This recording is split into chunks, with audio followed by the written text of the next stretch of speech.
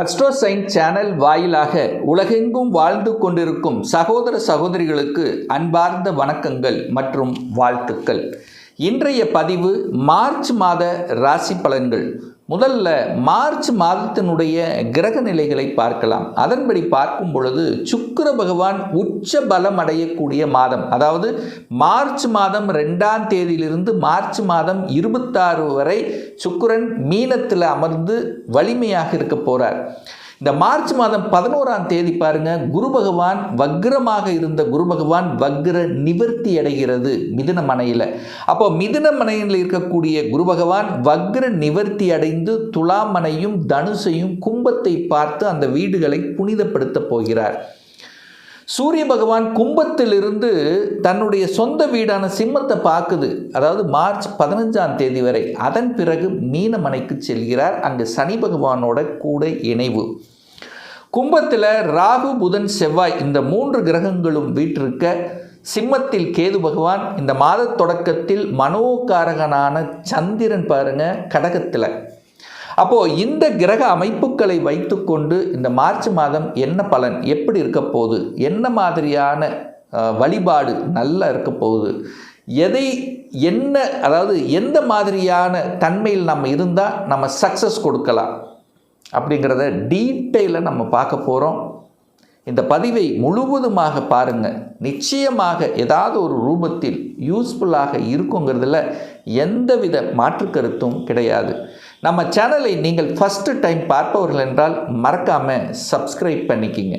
மகர ராசி அன்பர்களே, மார்ச் மாதம் என்ன பலன் எப்படி இருக்கும் அப்படின்னு பார்க்கும் பொழுது, உங்கள் ராசி அதிபதியாக இருக்கக்கூடிய சனி பகவான் 3ஆம் இடத்துல, அதாவது முயற்சி ஸ்தானம், தைரிய வீரியத்தை கொடுக்கக்கூடிய இடத்துல போய் உட்கார்ந்துருக்கிறது ஒரு நல்ல அமைப்பு. அது யாரோட சேர்ந்திருக்காருன்னா சுக்கிரனோட சேர்ந்திருக்கிறது கூடுதல் பலம் இந்த மாதம். சுக்கிரனுங்கிறது யாருன்னா இந்த மகரத்துக்கு ராஜ யோகத்தை தரக்கூடிய ஒரு கிரகம்னா அது சுக்கிரன் தான் சொல்லணும். இருக்கக்கூடிய 9 கிரகங்களில் அதிகமாக யோகத்தை தரக்கூடிய ஒரு கிரகம் அது சுக்கிரன் தான். அந்த சுக்கிரன் இந்த மாதம் மார்ச் மாதம் உச்ச பலத்தோட வலிமையாக இருக்கார். மீனத்தில் உச்ச பலம். அது உங்கள் ராசிநாதனோட கூட இருக்கும்போது நல்ல பல யோகங்களை தர காத்து கொண்டிருக்கிறது. மனதுக்கு பிடித்த சில நிகழ்வுகள் இந்த மாதம் நிச்சயமாக உண்டு. தைரியத்துடனும் வீரியத்துடனும் செயல்படக்கூடிய தன்மை, துணிச்சலோடு இருக்கக்கூடிய தன்மை, அதாவது தொழில் ரீதியில் சில நல்ல பல திட்டங்கள் தீட்டி வெற்றி அடையக்கூடிய ஒரு காலகட்டம் இந்த மார்ச் மாதம்னு சொல்லுவேன். ஏன்னா சுக்கிரனுங்கிறது 10க்குரியவன். அப்போது உங்களோட ராசிதிபதியோடு இணையுது, எங்கே முயற்சி ஸ்தானத்தில் இணையுது. அப்போது நிச்சயமாக உங்கள் முயற்சியால், உங்களுடைய தனி திறமையால் தொழில் ரீதியில் நல்ல பல அனுகூலங்கள், நல்ல பல ஸ்ட்ராட்டஜி பிளான் வகுத்து திறம்பட செய்யக்கூடிய, அதனால் லாபத்தை அனுபவிக்கக்கூடிய, அதன் மூலமாக உங்களுக்கு ஒரு பெயர் புகழ் கிடைக்கக்கூடிய, ஒரு கீர்த்தி கொடுக்கக்கூடிய ஒரு அமைப்புங்கிறது இந்த காலகட்டம் சிறப்பு பெறுகிறது. அப்போ 3ஆம் இடத்தில் இருக்குன்னா அந்த 3ஆம் இடத்தில் ஒரு ஒப்பந்தம், அப்போது நீங்கள் ஒரு ஒப்பந்தத்தை போடக்கூடிய அமைப்புங்கிறது இந்த மாதம் உண்டு. அது எந்த ரீதியில் இருக்கலாம். ஒரு ஒப்பந்தம் துறை ரீதியில் இருக்கலாம், அல்லது ஒரு இடம் நிலம் சார்ந்த விஷயத்தில் ஒரு ஒப்பந்தம் போடலாம். ஸோ ஏதாவது ஒரு ஒப்பந்தம் போடக்கூடிய அமைப்பு இந்த மகரத்துக்கு இந்த மாதம் சிறப்பு பெறும். அதே சமயத்தில் டிராவல் உண்டு. சிறு தூர பிரயாணங்கள் கம்பல்சரி. கொஞ்சம் தூரமாவது ஒரு டிராவல், ஒரு 100 கிலோமீட்டராவது டிராவல் பண்ணக்கூடிய அமைப்பு இருக்கும். சிறு தூர பிரயாணங்கள், தூரதேச பிரயாணங்கள் சிறப்பு பெறுகின்ற ஒரு மாதம். அந்த பிரயாணங்கள் மூலமாக உங்களுக்கு தொழிலுக்கோ அல்லது வேலை ரீதியிலையோ நல்ல பல மேன்மைகள் கொடுக்கக்கூடிய ஒரு அமைப்பு இந்த மாதம் சிறப்பு பெறுகிறது. வியாபாரம் நல்லா இருக்கும். வியாபார மதிநுட்பம் சூப்பராக இருக்கும். புதன் 2ஆம் இடத்தில் இருக்கனால நல்ல பேச்சு திறமை, அழகாக அற்புதமாக எந்த இடத்தில் எதை பேசணும், எதை பேசினா நம்ம காரியம் வெற்றி பெறணும். ஸோ அந்த மாதிரியான மதிநுட்பத்துடன் செயல்படக்கூடிய ஒரு காலகட்டம் இந்த மகரத்துக்கு. சார் குடும்பம் எப்படி இருக்க போகுது? குரு நேரம் 2ஆம் இடத்தை பார்க்குறார். காலச்சக்கரத்தினுடைய 9ஆம் அதிபதி குரு. எப்படி இருந்தாலும் சரி, குரு எங்கே பார்த்தாலும் சரி அந்த இடத்தை வளர்ப்பார். அப்போ குரு இந்த மார்ச் 11ஆம் தேதி வக்ர நிவர்த்தி அடைந்து நேராக 2ஆம் இடத்தை பார்க்கும் பொழுது அந்த 2ஆம் இடத்தை அதை வளர்க்கப் போகிறார். அப்போ 2ஆம் இடத்துல என்னென்ன பிரச்சனைகள் இருந்ததோ, எந்தெந்தெல்லாம் ஒரு நல்ல விஷயங்கள் நடக்குதோ அது எல்லாத்தையும் நல்லபடியாக மாற்றக்கூடிய தன்மை. ஒரு பிரச்சனை இருக்குன்னா அதுக்கு தீர்வு கிடைக்கக்கூடிய அமைப்பு, பெரியவர்களினுடைய அதாவது பெரிய மனிதர்களினுடைய துணையோட குடும்பத்தில் இருக்கக்கூடிய பிரச்சனைகளை தீர்ப்பதற்கு உங்கள் பேச்சால் உங்கள் அறிவால் இந்த காலகட்டம் சிறப்பு பெறும். நெகட்டிவ் விஷயத்துக்குள்ளே மட்டும் போயிடக்கூடாது. ஏன்னா டக்குன்னு கோபம் வரும். மிகப்பெரிய ஒரு பலகீனம் இந்த மார்ச் மாதம் மகரத்துக்குன்னா கோபம், ஆக்ரோஷம் வெளிப்படுத்தும். ஏன்னா சூரியன் செவ்வாய் இந்த 2 உஷ்ண கிரகங்கள், சூரியன்னா 8ஆம் அதிபதி, செவ்வாய் அங்கே இணையுது, கோபம் ஆக்ரோஷத்துக்கு அதிபதி. அது 2 சேரும்போது என்னாகும், டப்புன்னு கோபம் வரும். முதலில் பேசிவிடுவீர்கள், அவசரப்பட்டு ஆக்ரோஷப்பட்டு பேசிவிடுவீர்கள், அதற்கப்புறம் அந்த குருவின் பார்வையால் சமப்படுத்தப்படுவீர்கள். அப்போ நிதானம், பொறுமை என்பது ரொம்ப முக்கியம் மகரத்துக்கு. அதே சமயத்தில் அங்கே ராகு இருக்குது, ஒரு பாம்பு கிரகம் இருக்குது. இப்போ உங்கள் குடும்ப விஷயத்தை மற்றவர்களுக்கு தெரியப்படுத்தக்கூடாது. உங்கள் ரகசியங்களை, உங்கள் குடும்ப ரகசியங்களை மற்றவர்களுக்கு வெளிப்படுத்தக்கூடாது. அதாவது அங்கே ராகு இருக்கும்போது, அங்கே ஒரு ராகுங்கிறது ஒரு பாம்பு. அப்போ வீட்டில் ஒரு பாம்பு இருந்தால் ஒரு பயம் இருக்குமோ, அந்த மாதிரி தான் நீங்கள் உங்கள் குடும்ப விஷயத்தை மற்றவர்களுக்கு பகிர வேண்டாம், மற்றவர்களுடைய குடும்ப விஷயத்தை எடுத்து நீங்கள் போட்டுக்க வேண்டாம். அப்போது குடும்பத்தில் ரகசியங்களை பேணி காப்பணும். உங்கள் குடும்ப விஷயத்தை மற்றவருக்கு சொன்னீர்கள் என்றால் அதை பெருசுப்படுத்தி விட்டுருவாங்க. அப்போ உங்களுக்குள்ள பிரச்சனைகள் அதிகரிக்கும் அப்படிங்கிறது தான் அர்த்தம். ரைட் சார், ஒரு வீடு, வண்டி, வாகனம் வாங்குவதற்கு இந்த காலகட்டம் உகந்ததாக இருக்குமா? 4ஆம் இடத்தை பார்க்கணும். 4ஆம் அதிபதி யார்? செவ்வாய். எங்கே இருக்கார்? 2ஆம் இடத்துல இருக்கார், குருவின் பார்வையில் இருக்குது. ரைட்டு. அப்போது வாகனத்துக்கு காரக கிரகம் யார்? சுக்கிரன். அந்த சுக்கிரன் உச்சபலத்தோடு இருக்குது. அப்போது எந்த தடையும் இல்லை. வாகனங்கள், நினைத்த வாகனங்கள் வாங்கலாம். உங்கள் ஆசைப்பட்ட கனவு, அதாவது கனவுல இருப்பையும் பாருங்கள், ரொம்ப நாளாக வாங்கணும் ஒரு 2 வீலர் காராக 4 வீலரை கன்வெர்ட் பண்ணணும், 4 வீலர் நார்மலாக இருக்கிறத அடுத்து லக்ஸரியாக மாற்றணும். ஸோ இதெல்லாம் மாற்றுவதற்கு உகந்த காலகட்டம் தான். அதற்கு எந்த தடையும் இல்லை. இடத்தை வாங்கிறதுக்கோ நிலத்தை வாங்கிறதுக்கோ தடையும் கிடையாது. ஒரு வீட்டை, கட்டின வீட்டை வாங்குவதற்கு, விலைக்கு வாங்குறதுக்கு எந்த பிரச்சனையும் இல்லை. ஆனால் ஒன்று புதனோட ராகு சேர்ந்துருக்கு. அந்த ராகு சேரும்போது இந்த எழுத்து, டாக்குமெண்ட்டு, ஏதாவது வில்லங்கம் இருக்கா அப்படிங்கிறத மட்டும் 100% செக் பண்ணணுங்கிறத மைண்டில் வச்சுக்கோங்க. கடன் கிடைக்குமா? குரு 6ஆம் இடத்துல இருக்கார், ஈஸியாக கடன் கிடைக்கும். கடன் கேட்ட இடத்துல கிடைக்கும், வங்கியில் கிடைக்கும். ஸோ இந்த மாதிரி கடன் கிடைக்கும். ஆனால் கடன் தன்னுடைய கெப்பாசிட்டிக்கு மேலே போகாமல் பார்த்து கொள்வது நல்லது. திருமணம், சுப காரியங்கள் எப்படி சார் இருக்கும்? இப்போ ஆரம்பிக்கலாம். திருமணத்துக்கு தடை இல்லை.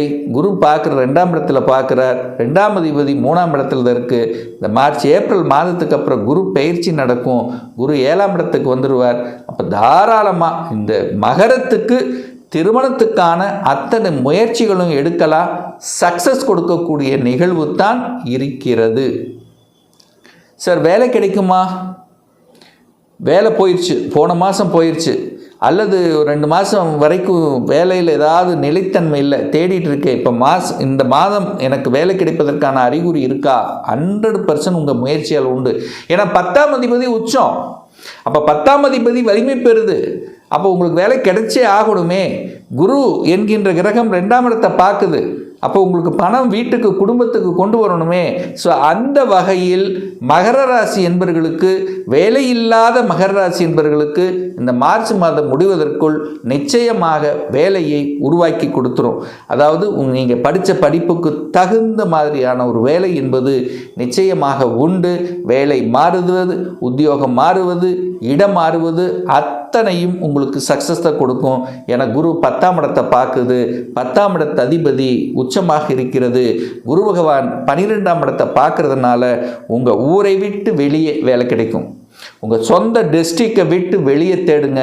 இமீடியட்டாக, அதாவது வெளியூர், வெளி மாநிலம், அந்நிய தேசம், வெளிநாடு, வெளிநாட்டு வேலை, இதெல்லாமே நல்லபடியாக நடக்கக்கூடிய அமைப்புகள், சந்தர்ப்பங்கள் இந்த காலகட்டம் சிறப்பு பெறுகிறது.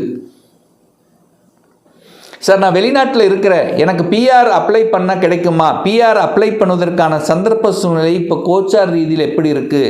நல்லா இருக்குது. 6ஆம் இடத்தில் இருக்கக்கூடிய குரு பகவான் 12ஆம் இடத்தை பார்க்குறார்.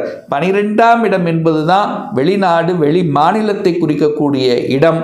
அப்போ குரு 12ஆம் அதிபதி 12ஆம் இடத்தையே வக்ர நிவர்த்தி அடைந்து பார்க்கறதுனால தடை தாமதம், வெளிநாட்டுக்கு போவது, வெளிநாட்டில் குடியுரிமை பெறுவது, வெளிநாட்டில் வேலை கிடைப்பதில் தடை, ஏதாவது ஒரு தடை, வெளிநாட்டு சம்பந்தப்பட்ட தடைகள் அத்தனையும் நிவர்த்தி ஆகிறது இந்த மார்ச் மாதம் 11ஆம் தேதிக்கு பிறகு.